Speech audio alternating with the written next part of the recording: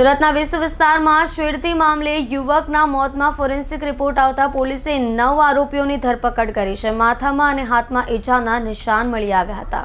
સુરતમાં વિસુ વેસ્ટફિલ્ડ કોમ્પ્લેક્સમાં મહિલાની છેડતી કરનાર વેપારીને કંટ્રોલ રૂમના કોલને આધારે પીસીઆર પોલીસ સ્ટેશન ખાતે લઈ આવ્યા બાદ તેનું અચાનક જ મોત થયું હતું. આખી ઘટનામાં મૃતક કાપડ વેપારીના મૃતદેહનું સિવિલ હોસ્પિટલમાં ફોરેન્સિક પીએમ કરાવવામાં આવ્યું હતું, જેમાં કપાળ અને બંને હાથમાં ચકામાના નિશાન હોવાનું અને માથામાં બોથડ જેવા પદાર્થથી ઈજા થતાં મોત થયા હોવાનું પ્રાથમિક તારણ સામે આવ્યું છે.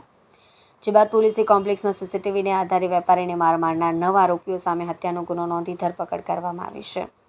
પોલીસે માર માર્યાની વહેતી થયેલી ચર્ચા વચ્ચે વિસુ પોલીસે વેપારી સાગરના મૃતદેહનું ફોરેન્સિક પોસ્ટમોર્ટમ કરાવ્યું હતું. અંદાજે 3 કલાક સુધી પોસ્ટમોર્ટમની કાર્યવાહી બાદ ફોરેન્સિક તબીબોએ સાગરના કપાળ અને બંને હાથમાં ચકામાના નિશાન હોવાનું અને મૃત્યુ માટે બોથડ જેવા પદાર્થની ઈજા થતાં મોત થયું હોવાનું જણાવ્યું હતું.